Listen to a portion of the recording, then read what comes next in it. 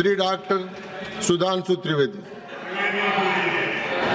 25 minutes. माननीय सभापति महोदय, मैं आज का प्रारंभ जो नेता प्रतिपक्ष जी ने शुरुआत की थी वहां से करना चाहूंगा। आज 16 दिसंबर है और आज के दिन भारत की ऐतिहासिक विजय का वो दिन है जिसके लिए मैं स्मरण करना चाहूंगा उन सभी पात्रों को जिन्होंने ऐतिहासिक विजय में बड़ी भूमिका निभाई, चाहे ढाका में पैराट्रूपर्स को लीड करने वाले जनरल जे जैकब या chief of the eastern command general Jagjit Singh Arora या भारत के चीफ उस समय सैम मानेकशॉ और श्रीमती इंदिरा गांधी।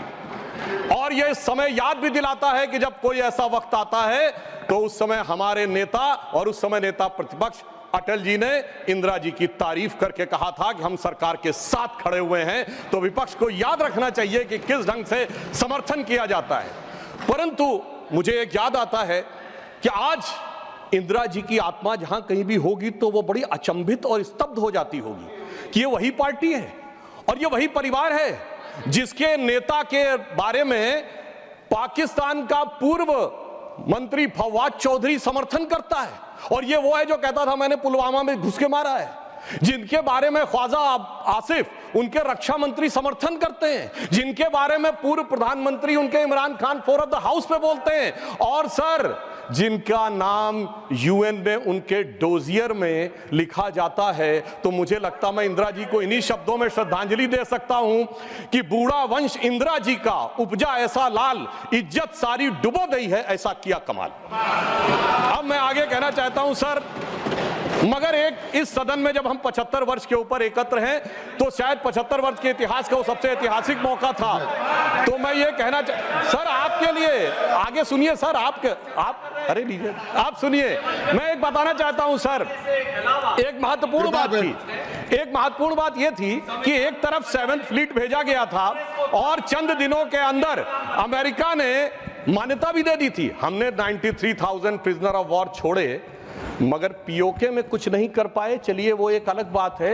हमारे 54 प्रिजनर ऑफ वॉर पाकिस्तान में थे, वो नहीं मिल पाए। ये मुझे आज तक आश्चर्य है कि 93,000 दे के 54 नहीं ले पाए। सुलह की कौन सी शक्ल सुमरती रही।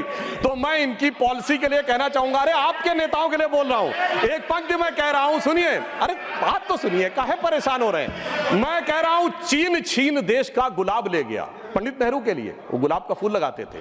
चीन छीन देश का गुलाब ले गया, ताशकंद में वतन का लाल सो गया, और ये सुलह की शक्ल को संवारते रहे और जीतने के बाद बाजी हारते रहे। अब मैं आज के विषय पे आता हूं। संविधान के संदर्भ में अभी अभिषेक मनु सिंघवी जी जो बहुत कृपया आप बैठ जाए। अरे भैया सब दिखाई पड़ रहा है। देखिए मैंने तो इनके नेताओं की तारीफ की फिर भी नहीं हजम हो पा रही है इनसे, इसीलिए मैं कह रहा हूं। अब सुनिए, आज के हम संविधान के विषय पे आते हैं तो संविधान का सबसे पहला वाक्य है, कृपया बैठिए। द पीपल ऑफ इंडिया, हम भारत के लोग।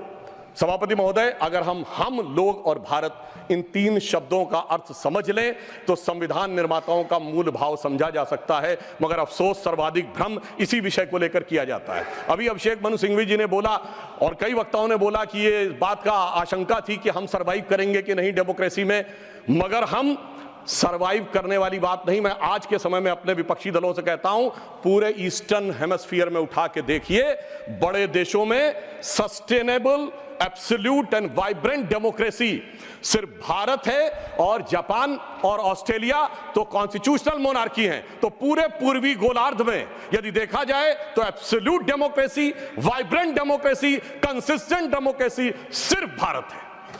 और यह भी समझना चाहिए, आज डेमोक्रेसी के अंडर में सर 34% पॉपुलेशन है विश्व की, जिसमें 17% अकेले हम हैं।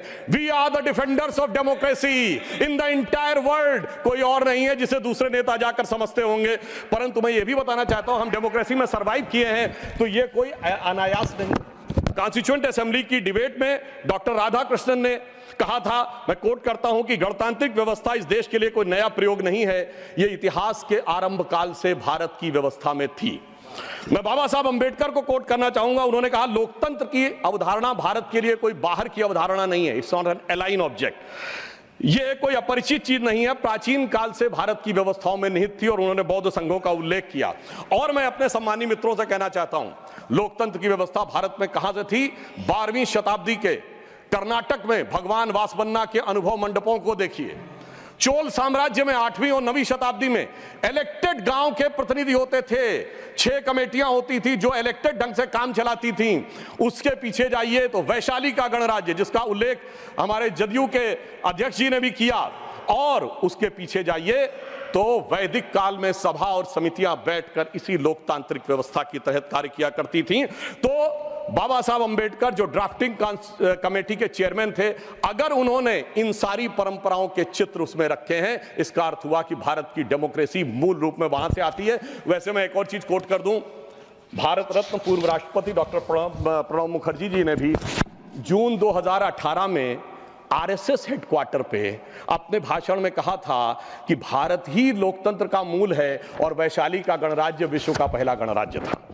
अब मैं बताना चाहता हूं कि हम भारत कैसा है, क्योंकि हमारे विरोधी लोगों को थोड़ा विदेश की बात ज्यादा समझ में आती है, तो देश क्या कहता है उससे ज्यादा समझिए विदेश क्या कहता है। और मैं सिर्फ 2 ही बड़े लोगों के नाम लूंगा। चाइना, मैं कहता हूं कोई भी जाके चेक करे, चाइना में एंशिएंट चाइनीज में भारत का नाम क्या है? TIANZHOU, TIANZHOU।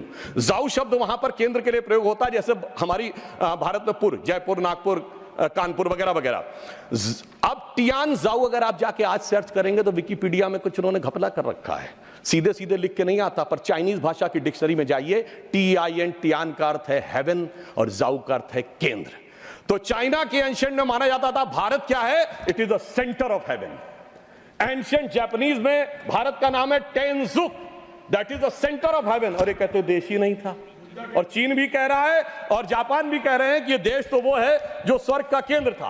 अब मैं बताना चाहता हूं, मिडिल ईस्ट में, अरब में 8वीं और 10वीं शताब्दी में जितने भी बड़े बड़े अरब के राइटर्स हुए, चाहे इब्ने असीर हो, इब्ने कसीर हो, इब्ने तबरी हो, इब्ने खल्दून हो, उन्होंने क्या लिखा है?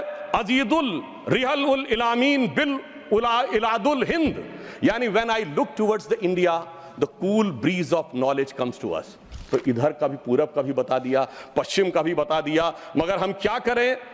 आर्थर शोपेनहावर ने लिखा इंडिया के लिए कि यहां पर product of highest human wisdom की उपनिषदिक फिलॉसफी आई है।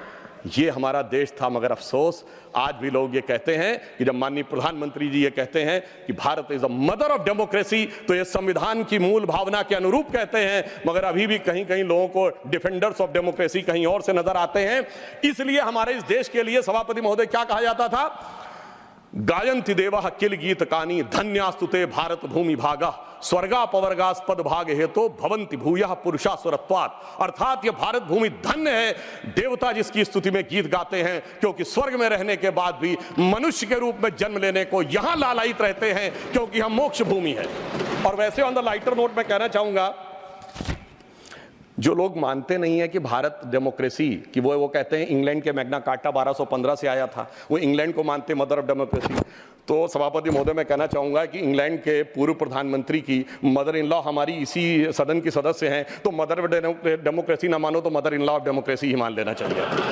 अब मैं ये कहना चाहता हूं महोदय कि ये देश कैसे एक था जो वी द पीपुल कहा गया है। मैं बताना चाहता हूं कि जब माननीय प्रधानमंत्री जी ने श्री राम जन्मभूमि का उद्घाटन करना था, तो उससे पहले वो दक्षिण के जिन मंदिरों में गए थे उसमें से एक तमिलनाडु का श्रीरंगम मंदिर है। उस श्रीरंगम मंदिर का महत्ता क्या है? यह माना जाता है कि अयोध्या के जो कुल देवता हैं भगवान विष्णु, वो श्रीरंगम के रूप में वहां विद्यमान हैं, क्योंकि जब उन्हें युद्ध करना था, विभीषण का राज्याभिषेक करना था, तो अपने कुल देवता को वहां स्थापित किया। समझिए, अयोध्या के वो नरेश हैं पर कुल देवता तमिलनाडु में है। देश इस प्रकार से जुड़ता है। भगवान कृष्ण ने अपना शरीर छोड़ा द्वारका में और हृदय उनका जगन्नाथपुरी में है। देश इस तरीके से जुड़ता है। इसके बावजूद लोगों को समझ में नहीं आता कि यह देश कभी जुड़ता था। तो मैं कहना चाहता हूं, आज भी कभी जब आप पूजा करते हैं तो हाथ में जब जल लेते हैं तो पंडित क्या बोलते हैं? गंगे च यमुने च गोदावरी सरस्वती नर्मदे सिंधु कावेरी जलेस्मिन् सन्निधिं कुरु। देश की सारी नदियों का स्मरण हो जाता है। इस प्रकार से देश एक संकल्प के थ्रू आकर एक प्रकार से जुड़ता है। और इसीलिए इसकी डेफिनेशन भी दी गई। अगर इंडिया दैट इज भारत कहा गया है हमारे कॉन्स्टिट्यूशन में, तो इंडिया एक ज्योग्राफिकल कॉनोटेशन है जो इंडस रिवर के इस तरफ है, तो फिर देश कैसे नहीं था? और भारत के बारे में कहा गया है उत्तरम यद समुद्रस्य दक्षिणम च हिमाद्रिभि वर्षम यद भारत नाम भारतीय यस्य संतति। पूरे भारत की डेफिनेशन दी गई है जो समुद्र के उत्तर में और हिमालय के दक्षिण में है। मगर हम क्या बताएं कि अभी भी लोगों के दिमाग में वो विचार है। अब मैं अगले विषय के ऊपर आता हूं। स्वतंत्रता आंदोलन। कांग्रेस बहुत दावा करती है कि उसने स्वतंत्रता आंदोलन में बड़ा काम किया। निश्चित रूप से योगदान था कांग्रेस के।